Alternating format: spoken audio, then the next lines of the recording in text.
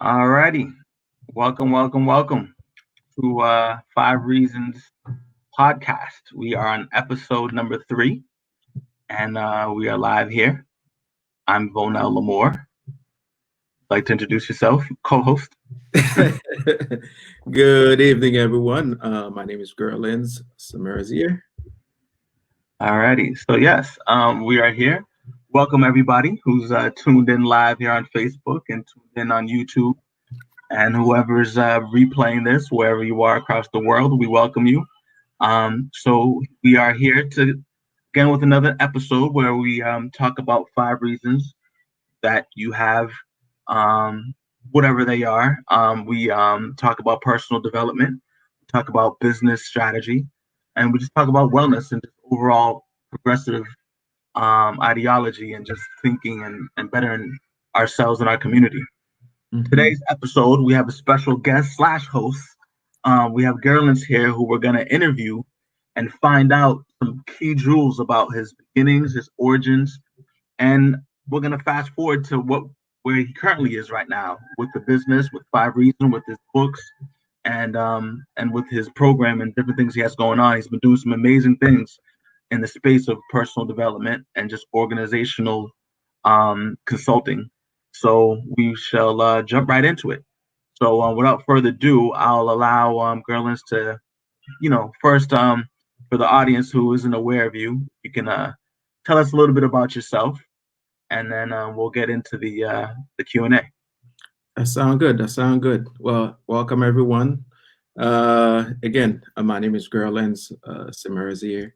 I was born in Haiti, came here, grew up here, high school, college, all the great stuff. My life has been a journey, basically. From I like to say that I had the opportunity to get the best of both worlds. Grew up a little bit in Haiti. The first part of my my life chapter, started in Haiti, and second chapter, came here, come to America, and around a time where it wasn't really pleasant, to be Haitian in the early 90s. When you say you were Haitian, it was like I would say it was like a curse back in the days. But nevertheless, it was great time. Had a great opportunity to met some unforgettable friends, to help me throughout the journey. And high school was the best of time. I wish I could go back and do it over. I would have get this time. I would have get before you get further, can you dive in just a little deeper on what you remember in terms of the difficulties of just being Haitian, being an immigrant, and coming in here? What made it so difficult, and why was it such a problem? Well, understand, when I came, it was around the time 1990. It was a time where being a Haitian children growing up, from you have an accent, you did not speak the language. It was real tough, really, and so there, especially as a male, the only acceptance that you have is through other groups of friends, male friends, and some was associated. Everybody had their own passy, their own clique, and some was we did good, and there's others like kind of get lost in the process while set up your own posse as a self-defense mechanism.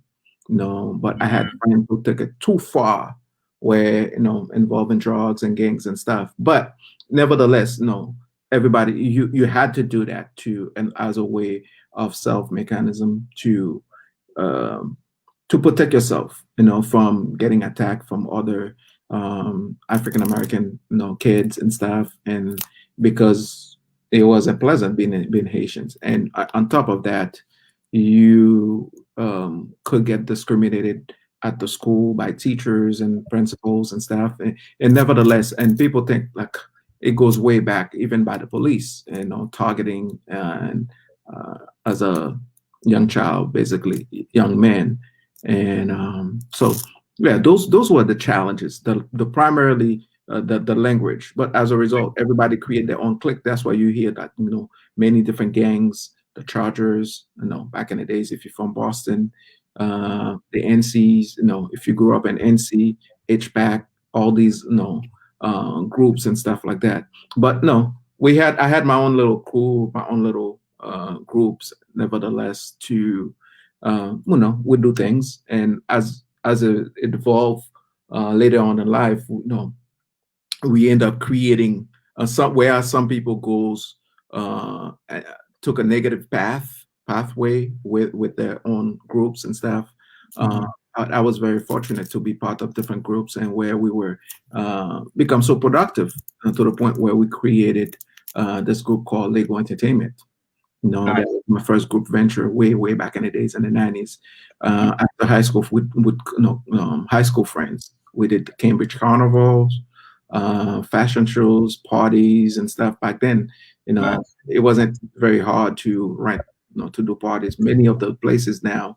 I was driving by Cambridge the other day. There was a church that we used to a hall on Harvard Square. We used to rent to do big parties, and now it's just like all condos, hotels, and things like that. But no, back in the days, that's what we used to do. Nice. We turned that negative energy into positive, where we become very respected in the community, and because of the work. And for me, I took that situation, I seen the opportunity on it, and capitalized on the positive aspect. And nevertheless, there was some great work that's being done at that time. That was a time where, I don't know, probably were young on the Brooklyn Bridge, when they had that march for when CDC came, said Haitian, was the one who gave AIDS. No, that's where AIDS Yeah. is from, Haiti and those type of things. There was a big march on Brooklyn, and then later on, with the Aristide in 1991, with the Aristide coup, everybody, like, we used to go by City Hall every evening, on protest, like, big protests and stuff like that. That's why, as far as like I get my first taste of social justice, and community involvement, participations, and things like that, So those are the good time, like, looking back. If I could go back to relive it, great memories. Okay, so nice. So now just you start off in Cambridge, you kind of overcome a little bit of that discrimination and pressure and turning negativity to positivity.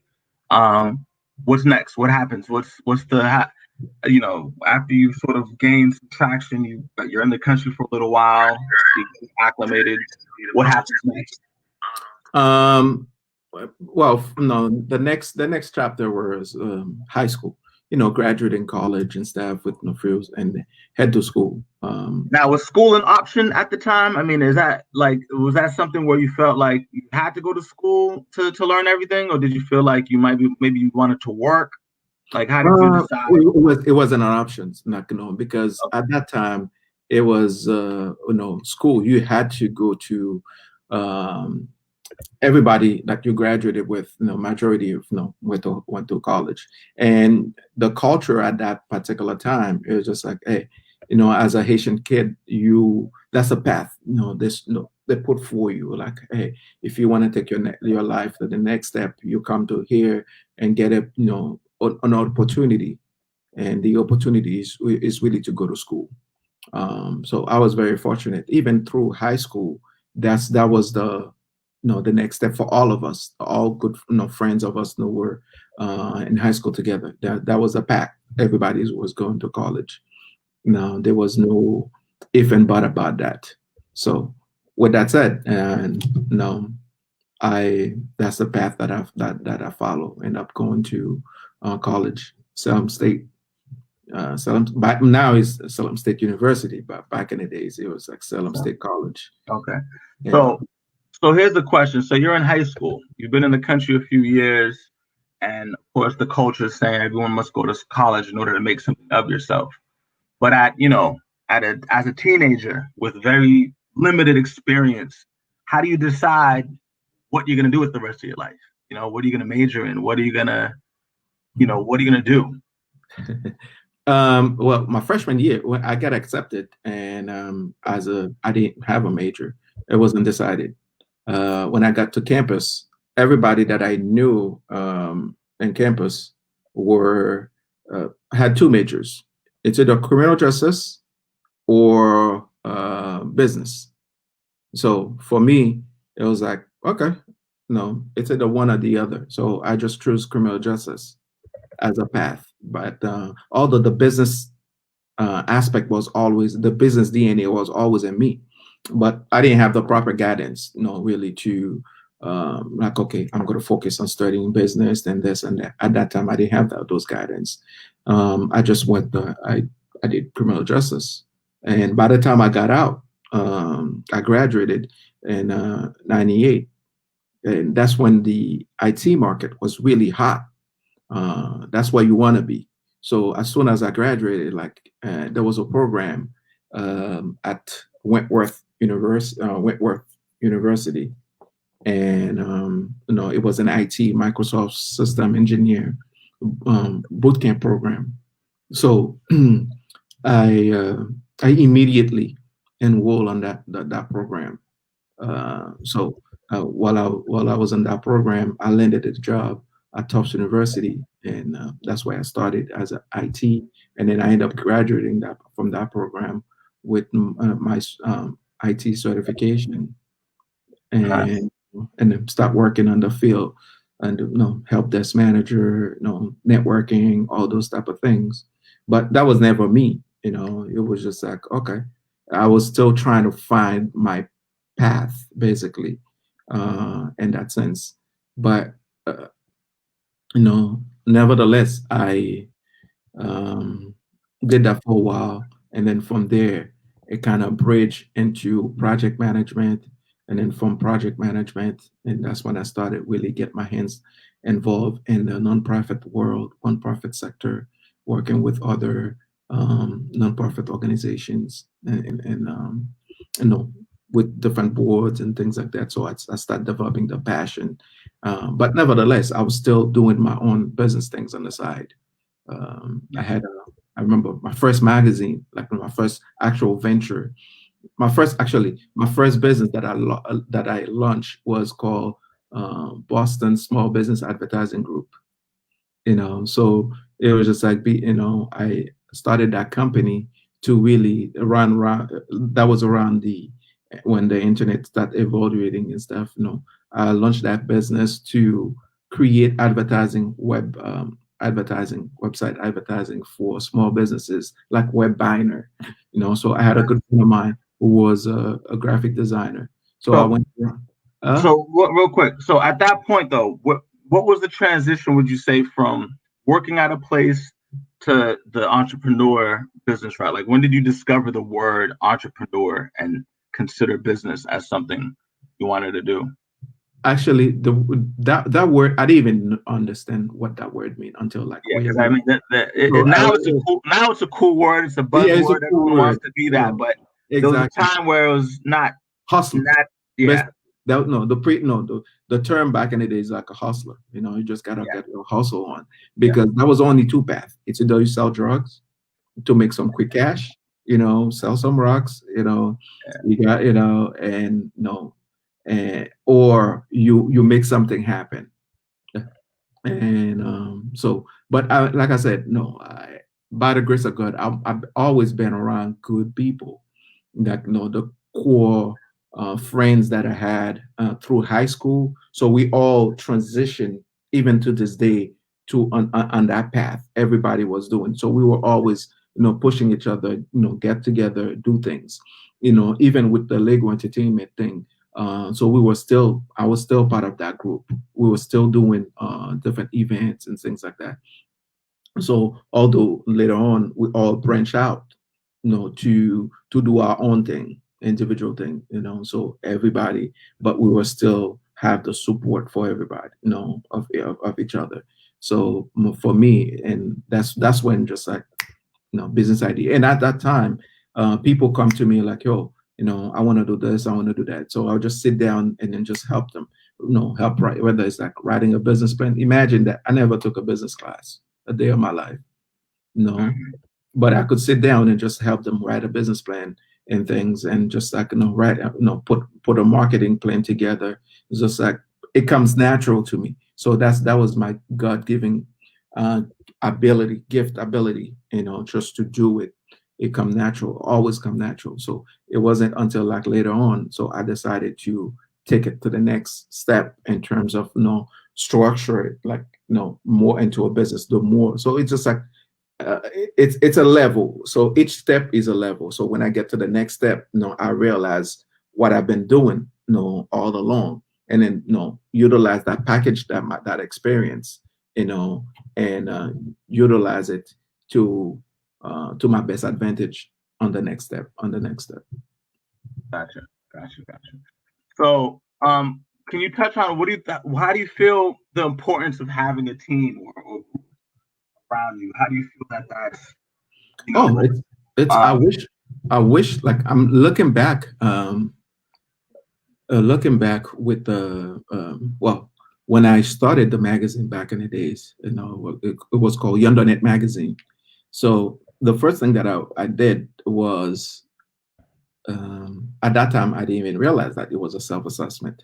So I did a self-assessment. I did a business assessment. So I sit down. I realized that no, so there are certain skill set that I did not have to make that business successful. So what I end up doing is, recruiting some friends of mine, people that I knew who had, specific sets of skills, and bring them on board, to help me, launch, to help me with that, people that was better in writing than I am, editors, people like, graphic skills, graphic design skills, people with just like analytic skills, marketing. So I created like a superstar team, bring them with me in terms to launch the magazine. We did that for a few years, but until like things happen, the market crash, then the whole business model, fell. But that was the first time that I was able to put a team together, assemble a team, and through it all, that experience, I learned so much because now it helps me in terms of like when I'm recruiting, when I'm assessing. So I use that as a base in terms of knowing what I'm looking for. Because before, a lot of times you have an idea, you want to bring people with you, but you've seen the specific, you've seen something on someone, you've seen their specific skill set, but that doesn't mean they've seen it in themselves, you know, and that doesn't mean they are a great fit for the what you are trying to accomplish. No, but what they want to do, what you want to do is just to make sure that that person felt fit in into the vision. Where I didn't do just like, hey, here's my friend, he's this and this, I think he's good at this, and bring everybody. But at the end of the day, everything's fall off. When you hit the wall, everything fall off because these people you gathered, they were there was something missing in terms of like for the long run. They're just like great people, great friends of mine. They, what I realized, they come on board just to help me. They didn't come on board because of the vision. okay, okay. So So let's break this down. So you're saying it's more important to believe in the mission or the vision of the organization than the leader. absolutely, absolutely. Because what we have is that people who come to an organization because they are attracted to the leader, to the whoever's running the organ.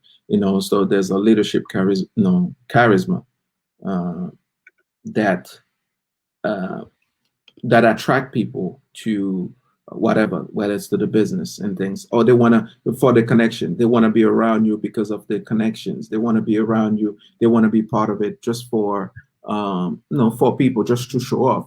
But that doesn't mean they believe on the mission, because that's the key. When you bring people with you that doesn't believe on the mission, of whether it's your organization or your company who doesn't see the big vision of it, later on it's going to be a problem because when you hit a rock, when you hit no when you get into an obstacle, um, that's when you're going to see people just like, okay, well, it was nice knowing you, bro. Just like, let me know when things, when you get unstuck. Let me know when things get better. But whereas, like, no, to the mission of the organization is just like, whereas people who believe in the mission, they also believe in you, but they believe in the mission. It's just okay, let's do it different way. Let's get unstuck. So they seen the vision like, okay, I'm doing this not because of Lens, but I'm doing it because of the organization. I seen the potential of where this can go. So along the way, okay, so definitely team vision, organization over individual leadership. Now, how important would you say funding is in the early stages of starting these ventures? Oh, funding is always the key. Okay.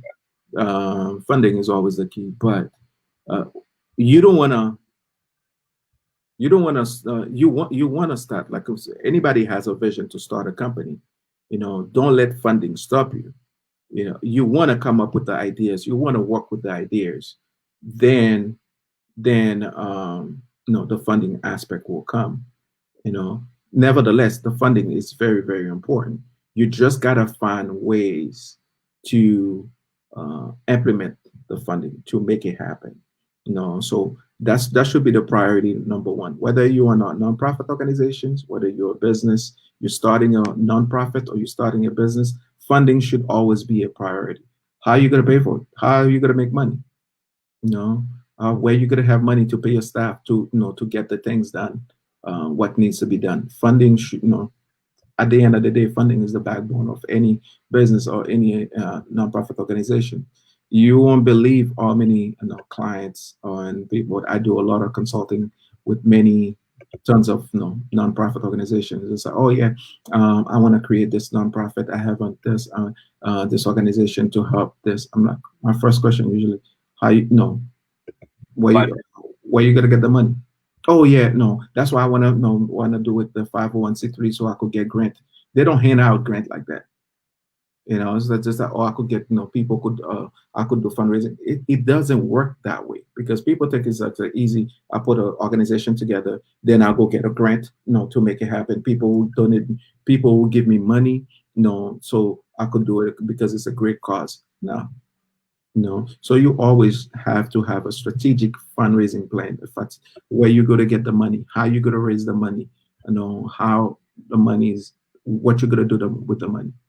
So the how, it's always going to be the key. No matter how great your idea is, at the end of the day, that's what's going to validate. The funding is going to validate your ideas.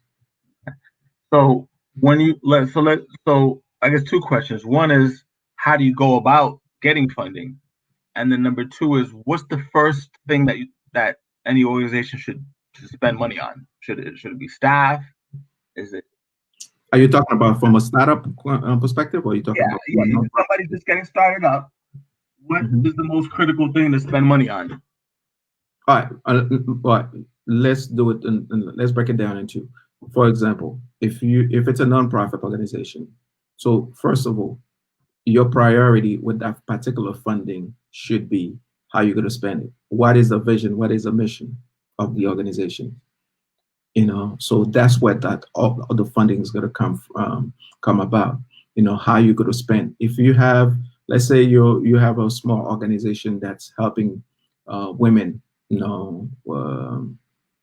with whatever issue is.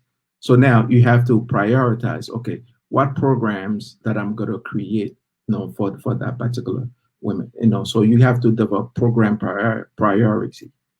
From there, it's just like that's how you're going to be able to um, is develop a spending strategy. Just because you raise $5,000 for your program, that means you have to spend all 5,000. Nevertheless, that whatever you raise, whatever people give you money for, that's what it has to go to. So if I, if a donor give you, I'm talking from a nonprofit for organization. If a donor give you $5,000, to do an after school program, okay, you cannot take that $5,000. Okay, I'm going to spend 3,000 on the nonprofit on the program, another two, the other 3,000 outstanding and staff you know so it doesn't, you have to be very clear. So About what he's if spending everything. yeah, how you going to spend it? If on your proposal to the donor you said, okay, this is how much that, you have to break down your budget. No, that's why they're asking you for a sample budget. This is how much it's going to, no, I'm going to have to spend on staff to run that program. This is how much I'm going to have to spend on items, on materials, that I need to do the program. This is how much I'm going to have to spend for food, all this stuff. Then, okay, so now you have a reasonable spending expense based on that program. But if I was just saying, okay, I bring in $5,000 automatically, me as the founder of the organizations, okay, I put away $1,000 for me, and then the other 4,000 is just to run dog. It doesn't work that way, and that's why a lot of smaller organizations get into um, trouble with IRS when regarding tax regulations and stuff like that. From a startup perspective, from a business perspective, that's different. So if you have $5,000, you raise $5,000, whether it's from friends and family, you already know that $5,000 you got to stretch it to make it last for 2 3 months until that you So, bring in the next but, so here's the question. For example, let's use a $5,000 example. Let's say you do the math and your budget is $5,000, right? In order to cover your overhead, whatever it is you're doing. Mhm. But even after all the struggle and the fundraising and securing, you only come up with 4,000. So like you're Mhm. $1,000 short. Mhm. What should the business do or the organization? They close down? No, you can't close down. You got to, So what do you do when you're short and you haven't made enough?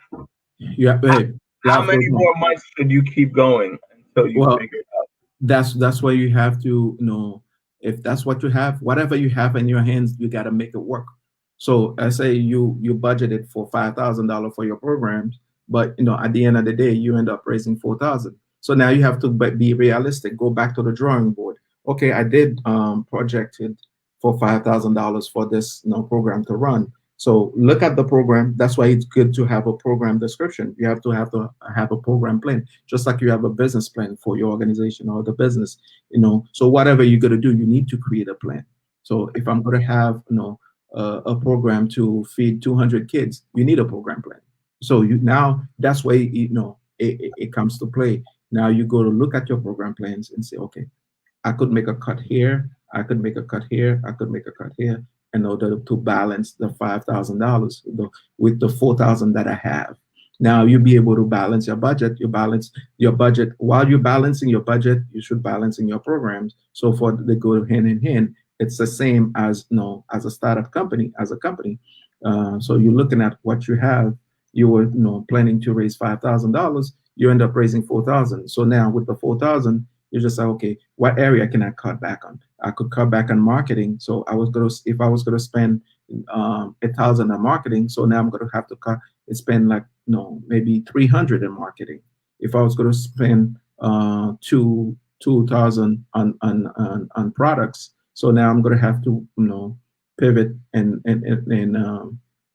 find a way to spend 4,000. I mean 2,000, 2 or 3, to make it work. You see what I'm saying? So you have to look at your budget, and when you're looking at the budget, you have to look at your plan that you have, your original plan, and make those cuts to make it work, no matter what. Okay. So, and then the second part to that is how how long, how many months, years, or whatever of continuously losing money every month do you decide? Okay, you know what? Maybe I should pivot, or maybe I Call it should quick. shut this Yeah, call it down. quick. How do you decide when enough's enough? If you have it, okay, let me speak from a nonprofit perspective because I get this from a lot from funders. from and both and nonprofit as well, boards and stuff. If your organizations, let's say your annual budget for your organization is, let's say, $50,000. Under 50,000, you have you paying your executive director, no, let's say half of it or quarter of it goes to your executive director, and other things. But you have to know that this $50,000, it just lasts just for 1 year. So every year you're going to need 50,000 to run that company, to run that organization. So your priority is to plan for the next 3 years. No, you don't wait until when you're on year two trying to raise for year two. No, right from the gate, like you're starting now, you're starting your organization, whatever you have to plan for the next year. You don't want to go into next year and you don't have anything Plan. Yeah. on the budget. You don't want to have anything on the account. So you plan for next year every year. So your priority, even from for your executive director, when you have as a founder or on your board, the people you on your board, the priority number one should be fundraising. And you wouldn't believe how people get it backward. They're just like, oh yeah, I'm bringing my friends, I'm bringing this and bring that on the board to create a board, to push the organization. Next thing you know, an organization been around for 2 to 3 years. You're pulling money out of your pocket to make project. That's not correct. If anytime you try to put um, it's money coming out of your own pocket to pay for projects, to pay for item for the organization, it's called to shut down. Because the whole point, Jean Mounier dit en créole, graisse cochon supposé cuit cochon. So that's why you plan. From the beginning, yes, you may not have the money. So if everybody collectively come together and, okay, so I'm trying to raise $50,000.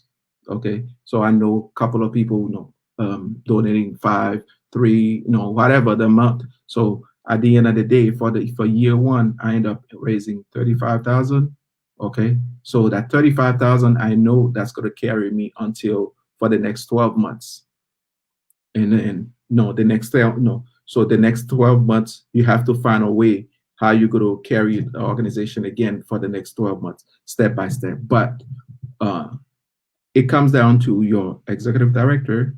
How much, the main job is raising money, trying to find money, any way possible. That's your job. The people you have in your board, it's the same thing.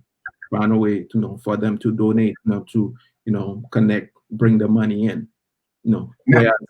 Where Now here's the thing though, not to cut you short, but cut you off, but I want to make sure we just got a question in. I just want to make sure because sometimes I think with funding or with the organizations, it's difficult to know when to pull the plug, like when to keep on going and keep raising funds versus when maybe the organization should take a serious, serious look at closing. So if you could kind of comment on. Sure. Well, let me put it this. I think a lot of organizations should not be open, should not be. No. How do you know? How does the organization? Because it's like one single founder's organization. That's what I meant. It's a one single, like one person is supporting the whole organization. You work in the job, and then everything that everything's coming out of your pocket. That's not an organization. If everything coming out of your pocket to maintain the organization, that's not an organization. So you might well just like a charity project, basically, because the whole point of creating an organization, there has to be some structure. You need structure. Anytime, that's why you call it organization.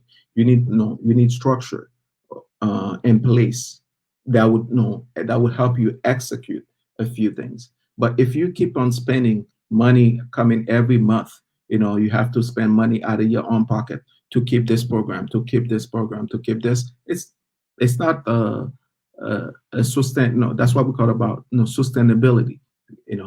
That organization is not sustainable. There's no need, because it's not bringing. It's costing you more. It become a liability. It's costing you. Anything that's costing you is a liability. So you don't want to be on that path, a liability path. You want to be, sustainable. That's why it's important when you start something, make sure that the first, how am I going to sustain? How am I going to sustain the organization? How are we going to, sustain this business? To make sure that it could take care of itself. Yes, you got to be 24/7. You got to be on a fundraising mode. There's nothing wrong, but it should be. It's a collective. The whole point of having organization, it's a collective effort. The funding should have been, it should not come from just one particular source or an individual. Because a lot of times people say, "Oh yeah, I want it's going to be grant. No, I'm going to look for grant. Like there's a bunch of grant." No, you. The thing about grants is that you applied. While you apply, there's another 100 organizations that apply. Your chances are to get a grant is between 2 to 5% when you send a proposal to get a grant, whatever type of grant it is. It's a competition. Yeah, so you cannot rely on one particular source. That's why you have to, rely on different donors. That's why you have to have a diverse source of fundraising. How you're going to bring the money to help sustain the organization. If you can't do that, there's no need to keep the organization. Get out of there. Yeah, you could always contribute to something else similar. Gotcha. I don't know if I answered the question for that particular individual. Yeah, I think we're good there. So if you want to kind of continue with the journey, and I know we're running low on time, but I definitely want to make sure we get in some solid jewels here where at some point you turned into an author, correct? Yeah. Like, from worker, or before that from student Yep. to worker, entrepreneur, and then we added a new thing to your book. You want to talk about first your book, and then tell us how you wrote that book. Did you go to school? Did you learn writing in school? Were you a English scholar? I wish. When you picked up the English language back in the 90s, did you just somehow become this amazing, None of the above, my brother. None of the above. Actually, I wrote that book in regard to what we just spoke about. A to Z is the answer. Because that particular, but that was my first book, A to Z for nonprofit organization.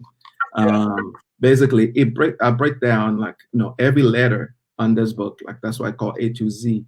From A, cover a specific subject regarding a nonprofit organization. This is a perfect reference guide, basically, for any founder, board executives, or if you're in the nonprofit sector, especially in the Haitian community, there's a lot of people doing project back home and things involved in different organizations. This is an excellent guide, reference guide for them, because everything. Where do we get that? Where do we find that book? Where's that available? They could get it on Amazon. It's available on Amazon, or they could hit me up if I'll leave my information. And again, but I mean, let's backtrack slightly though. I mean, you're moving too fast for the public here. How do you just write a book? Like, do you just wake up one day and say, "I'm going to write a book"? Like, how does that become something that you talk about A to Z? What's the A to Z of writing a book? Where you say, well, the idea of that to write my first book was really. I wanted to compile my experience in the nonprofit sector as a consultant, and as a former board executive, and also as a former executive director of a grassroots community-based organization. I had the privilege to serve. So I compiled those experiences that I know in the nonprofits field, based on what I've seen, based on what I live, me personally, my own struggle as an executive director. I wish that I had someone to guide me in the process and things. So that's how I was able. In 2018, I took a step back and then decided, like, okay, you know what, I'm going to put a guide together, and that's what the idea of the book started. And I didn't have any. I never wrote a book before. I never took a writing class before, nothing. So I just sit there, just like, that's why they say whatever you put your mind in, you could accomplish. So I just decided, I'm gonna write a book, and then I just start writing every day. I create a goal. Every day I'm gonna write one page. Every day I'm gonna write one page. So I create an outline of what I Yeah. want to write about, and then from that outline, every day I start writing. So it took me Okay. about 3 to Yeah. six Go ahead. months. Took you how long? It So took me then, about. okay. So you write the book, and then what? Like publishers just started running and knocking on your door and saying, "Yo, hey, listen, we need here's $1 billion. We need all rights to this I book." wish. Hey, if you're a publisher, you're watching this, I could. I'll be more than happy to republish it. Give me a contract now. I decided to. I look into different publishing model, Mm-hmm. and for me, the idea it wasn't really about making money. It was more about to put something out there that could help people. Um, and that's what that was the idea of creating this. I'm like, okay. Um, I know a lot of people. While I had the opportunity and the privilege to sit in many different settings, different organizations and stuff. So I want to put something out there that would help the next, someone who has an idea to uh, start a small nonprofit or have a nonprofit that's not doing too well. So I just want to. That's my way of putting something, my knowledge out there, just to help someone, basically. And the second reason I wrote it, the motivation for me was to create a legacy, a legacy that would last, you know, hundreds of years. Because, you could be gone today, but this will last for, like, there's books right now until 1600, you could go back, but the author has been dead for a long time. But this is a legacy. When you write a book, you create a legacy for your kids, a legacy for your family, a legacy for your community. For me, I was looking more on the community level. I want to create a legacy for my community, a resource, leave a resource. That was the motivation for me to write my first book. I didn't know what I was doing, but all I knew, just like, I want to put a book out there, and I was determined by the end of the year I need to have a book, Nice. no matter what. you know. So no, that's amazing because I think just like we talked about entrepreneurship being a foreign term growing up, I think being an author was probably even more foreign, right? Oh, yes, yes, yes. Because there was a time where writing a book was just you just had to be somebody famous, or you had to be some kind of PhD student, Mm-hmm, or I mean like a professor or something, or somebody big. mm-hmm. So you write the first book. Tell us what happens next with the Um, second well, after I wrote the first book, I was very grateful, and I had a lot of support from friends and family, who purchased the book, who supported me. Great, got some great receptions for the book. I had the opportunity to. It had the book opened many doors for me, which, speaking opportunities, speaking engagement, and as well as opportunity to do trainings at many different places and stuff. And nevertheless, I was doing those the same thing, but on a smaller scales. But after the book, more doors start opening on a larger scales, and so uh, from there, and I had the idea to write a follow up, a second book, one. but this year actually. But no, as you know, 2020 had a plan for on its own, and back in 2020. I January, don't know what happened in 2020. January, I had plans to go to travel abroad to go do some seminars. I was one of the international NGOs had contacted me to go to. I was supposed to do 3 workshops in February in Haiti Yep. for for some for Nice. because some of them operating in different part of the country, 3 different sections in Haiti, and but with the pandemic and things, we on the shutdown, so that plan did not fall through. So as a result, we started to be, on lockdown. But during that lockdown, shutdown, or whatever you want to call it, no, from February to March, and I start thinking, I'm like, damn, what am I gonna do?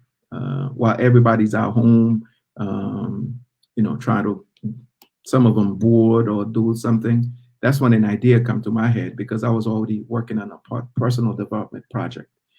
For me, I like to develop myself. Stay, to become the best version of me that I can be.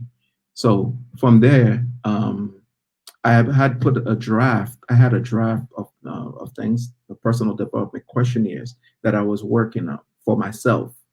Okay. And as I was working on it, doing the exercise, it took me. I spent a month, every day. I put like 8 hours a day working on it, working on the questionnaires. And by the end of it, it was so good, and it allowed me to get to know myself, on a deeper level, where I was like, wow, I never knew, like, who I was really like. No, there's certain things that happen to yourself. Mm. I never had time to sit back and reflect on myself. So that particular project, as a result of it, so I decided to put it in a book form. So that's how the idea of the 5 Reason book, journal was created. It's based on a set of 5 questions and answers that could take you on a personal discovery to discover yourself, from an emotional perspective, from a financial perspective, from a relational perspective, from a every aspect of your life, from a spiritual perspective. It covers everything that you could think of when it comes to you. And the beauty of it is just like each person, it's catered to you as an individual. So what's in there for me won't be the same, for you. Your answers, it's only catered to you. So that's how I started. I spent like the whole quarantine time working on this, from March until June, and then on June I decided to release it, to publish it, Nice. and I've been since then got some great, great, great, great reviews about it. So let me Great let me testimony. let me ask: when putting together the book, whether this one or the first one, do you think it's more about the author or the reader? It's for me, it's all about the reader. I don't try to make it about me, and that's why you see, like, all the information, so what you're going to read about me, it's always in the back, because Okay. I took myself out of it. And even with this, you won't find the information about the author until way in the back, you know so it's not about me. I didn't write this about me. I wrote it about the reader. So I try to put myself in the reader's mind, the person who's reading it. They're thinking, how's that affect me as a reader? How's that help me as a reader? Is it worth my time as a reader? What I'm gonna get out of it? Is that gonna make me a better person? Is that gonna help me change my life, my income, all this type of thing? So I try to put myself in the reader's shoes as I put it together. So every time you're writing a book, you're writing something, you always take yourself out of it. Think about the reader, as the reader is reading it. You get into the reader's mind, to in order to accomplish, to relay the message that you try to relay, for that emotional connection. Okay. Excellent. All right. So listen, we're coming to that full hour, but what I wanted to get into is a little bit about the future. We talked about the past, we talked about the present, but in terms of 5 reasons and just Girlness in general, Girlness Enterprises, um, how do you use the experience you've had of the past mixed with what you're currently working on, and then thinking into the future? What's the what's that process like, and how would you sort of advise anybody who's thinking about the future, and how important is it to think of the future versus thinking in the present and this then this that's all it's about. right. Everything you just said, no, it's all about it. That part of what I did with the book and creating it, it's a I create a set of plan for the next 10 years and where you want to be the next 10 years. So I laid out a map, a goal map for you, and you could plug that in where you want to be for the next 10 years. But as for me personally, my future plan is really to help people in any capacity that I can. That's why I was, put on this earth as a, to fulfill a specific needs. I recognize my gift. My gift is to be a trainer. No, naturally, I love to present. I'm a presenter. I'm a trainer. I love to train people. I love to pass my knowledge, and I don't mind. One of the greatest things that give me joy is standing in front of people, group, sharing my experience, sharing my knowledge with them. So that's something that I love doing. I could do it in my sleep, whether I'm getting paid for it or not. I always want to do that. But in regard to the company, 5 Reason basically it's a personal development company, but we're in a process of slowly but truly make it better each and every day, and seeing how we could pivot it. Make no mistake about it. It's a business. It's a startup. As a business and startup, revenue models always the key, how you're going to make money to sustain sustainability. So, but in terms of the company itself, that's why we have that 5 Reason T-shirts. We got Nice. different models. If you go to Where five where reason, can I get one of those T-shirts? Are those yeah. something that are for Actually, I sale? want to give away. Those shirts look kind of fresh there. I know we have a lot of people watching the live right now. I want to give away um, the Nice. book. I want to autograph it and give it away. So if you want to pick a number, I don't know how many people are watching. You just select a number, and the winner will get it. Will get a copy of it. And so I want to give a copy, and also want to give a free T-shirts as well to anyone that's on live or that's watching the live right now. So it's up to you how you want to go about the. So okay, you could ask people to interact and ask questions, and then Yeah, yeah. take it from So, well, check it out. The magic number is number 5. There's no secret about that, right? It's all there. about Yeah, five no reasons. everything five, no five It's first all five. about 5 reasons. Yeah, so the So, first, no, yeah. So here's the thing, and it doesn't have to be right now live. Just whenever somebody catches it. What I would say is if everyone could put their 5 reasons, right? The fifth person to put their 5 reasons, I think we'll select that person. We'll then inbox them after they comment. But the fifth person to write down 5 reasons that they should be an entrepreneur or get into business. So 5 reasons that you should get into business. You put that in, and I think that's worthy of a free book. yeah, free book, and then we could do one more too. 5 reason why. No, I'm a community guy. Nice. If you 5 reason that you should get involved in your community or make something, you'll get a free T-shirt as well. So I'll send you a T-shirt, one of those. So Sounds good. yeah, but Sounds good. in regard to the next step, really, the next step is we have the 5 Reason podcast going on. The idea of the podcast is really to focus on 5 core pillars. Health, wealth, um, relationship, education, and culture. Those are 5 reason main pillar for the podcast show. So every week we're going to bring you a guest that focusing on one of those pillar, that fit in one of those 5 pillars.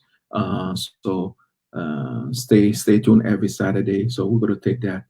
That's part of the 5 Reason podcast. In terms of the 5 Reason as a company, no, we have many different things in store coming up. So the details yet, but stay tuned. We you know asking people just go on our Facebook page, Instagram 5 Reason Brand Facebook page, 5 Reason Brand, and send us your 5 reason basically in any categories and stuff. Stay in touch with us, and we would love to hear your 5 reasons as well. And I think that's going to be my you know the next title for my next book. I don't know yet, but I'm just saying. You know, So that's how who it knows? happens. I get it. You get on a podcast I don't know. It and then could it be. comes to you. I get it. Yeah, yeah, All right. absolutely, absolutely. No. All right. So again, you've tuned in to the 5 Reasons podcast. Um, if you're just tuning in way towards the end, rewind. We're gonna play this back later. You're gonna see this live on the in the Facebook page and on YouTube. Um, but we are running a contest. So if you write down the 5 reasons why you've started a business, or why you should start a business, and then what's the other five?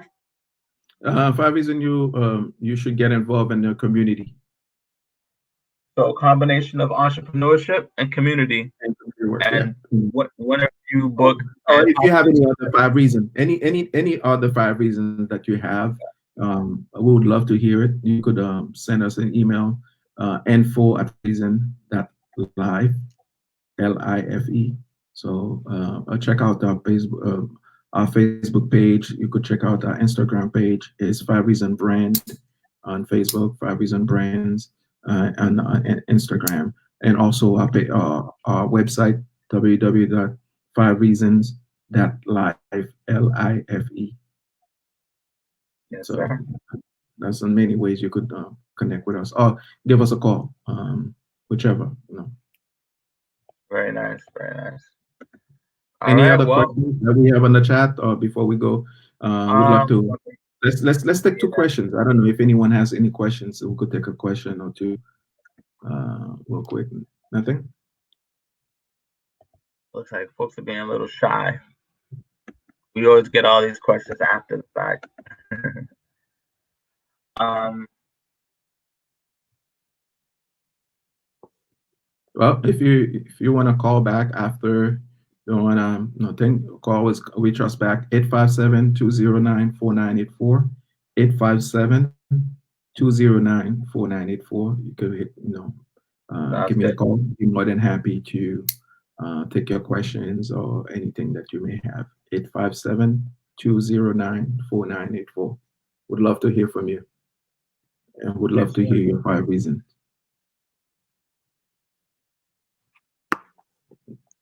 Okay, we got I one think more. I You see think it? there's a question. Yeah. Uh, So, what is the best advice to someone who wants to get more people to know their business? you They want me say to? to get more visibility. For me, it's all about your marketing. It's all about your brand and what is it? Number one, what is it you're trying to um, communicate with people about it, about your business? What is it that you want people to know about your brand or your business? And second, you just gotta who you are targeting. So that's the most important question. Who you are targeting. So once you understand who you're targeting, once you understand what you try to relate, the message you're trying to relate, everything else is like a piece of cakes. Because if for a specific example, let's say you're serving women, okay, so within that women community, there's so many different categories. If and then for your business, let's say your business is you're making head wrap for women. So okay, you're serving women. That's your category. But head wrap. So what type of women? For what you try to communicate, what type of women that wear head wrap? So you have to understand your market. If it's African, for example, African women, they like head wrap on Sundays and things like that. It's a tradition that goes with the war. Or Caribbean, traditional Caribbean women, and based on the style. So those are you have to define it. This is the type of women that I'm targeting. So I know black women or African women I'm going after. So therefore you craft your message to go after this particular group.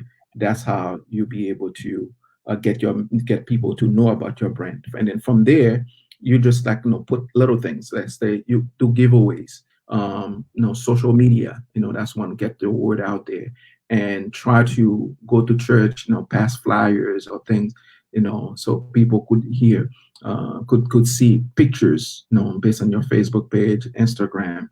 People could see, because a lot of time people react visually, what they want to see, like they want to see the product. And then, lastly, you could just, the best you could do is do workshop, educate people about your product. That doesn't mean you're selling. You don't do things to sell. You do workshop to educate. Why is head wrap is important? How do you wrap your head, perfectly, or whatever? What's a perfect wrap or something? So you do a little educational videos. That's how you be able to get people to know about your product, about your business, because you're giving information. Because giving information is the key. While you're educating people, they're more likely to get into your product. So now they can relate to your products and stuff. So that's my advice. What about you, V? Well, call Webprint Live and we'll get it done for you. I agree. I agree. Oh, no, shameless plug, by the way. This podcast is about. What I would say is, the best advice to get more people to know your business. I mean, definitely agree exactly what a girl has said. I think it's about, figuring out who your audience is and speaking to them. But then I would always say, the most powerful marketing is word of mouth. So I think it starts with the people you know. Sometimes people try to market to strangers and try to get people from all over the country and forget that on your phone you have, a few hundred people.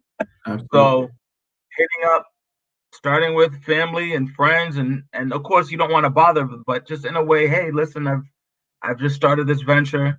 I'd appreciate if you can check it out, or if you know somebody, you can forward the information who might need this. Start with your inner circle, and then grow from there, and then grow from there. And each one customer you get, or one client that you get, you got to treat them like gold, especially your first few, because with them, they can become ambassadors. You get one customer, and the thing you always have to remember, hey, if you like my product or you like my service, is there anybody else that you can recommend or refer? Can you do a testimonial on my website, or share my link on social media? Can we get some sort of feedback? Can you do a quick video for me so I can post it on my site? Utilizing your personal network is, to me, the best place to start, and it's the lowest cost to start, because most of the times, if it's really your friends and family, they're not going to charge you to help you out. Absolutely, absolutely. Shameless plug. This podcast is brought to you by Enfocus Entertainment for all your wedding needs, all occasion videos, photos, and also for any production needs. Just hit them up. They're right here in Randolph, 781-752-7556. If you're getting married, they are the to-go company to take your pictures and do your wedding videos and stuff. And also New England Christian Television Network, NECTN. It's the only New England Christian Television Network in the Boston area. You could download their app, NECTN, NECTN, on the Google Play Store or on the iTunes, so you could get that app. And also by Webprint Lab for all your print productions, web productions, anything, flyers, business card, website, anything that you need, you're going to need for your business, multimedia, you're going to need for your business.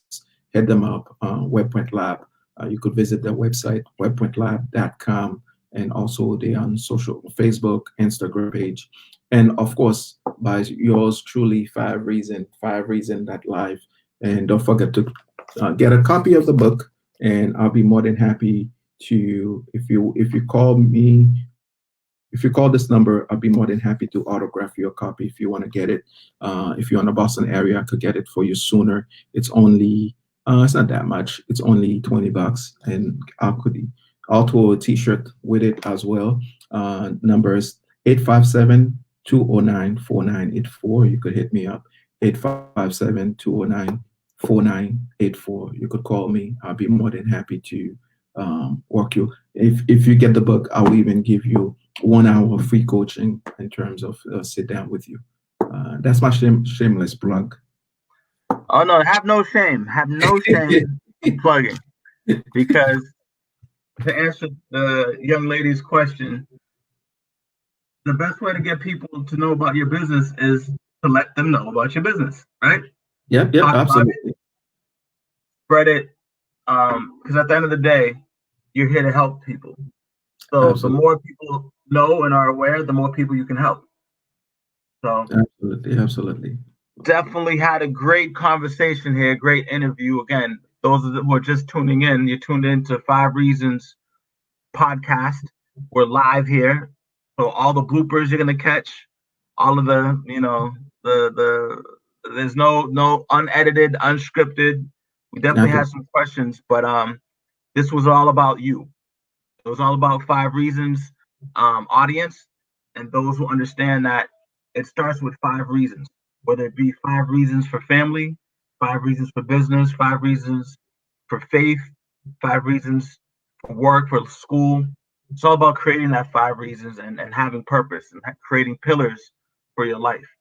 So we okay, just heard from Gerlins, who dug pretty deep into how his life led to the 5 reasons, and how it's going to continue on into the future as he continues to embark on his on his various endeavors. We thank you, audience. We've already thanked our sponsors who are paying the bills. yeah, um sorry. is I'm going to leave you with the last words, and then we're going to sign out.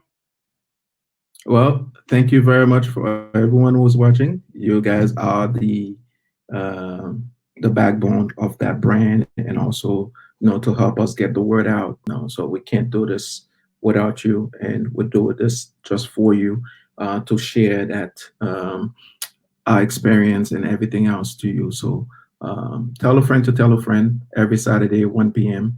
live, 5 reasons. And stay tuned for next week. You don't want to miss the next episode. We're going to have a very special guest with us on the studio next week. And as always, would love to hear from you. Send us an email, info@5reason.live, or give us a call if you have any questions. Would love to hear from you, suggestions, anything else. 857-209-4984. Until then, have a blessing evening. Thank you for watching.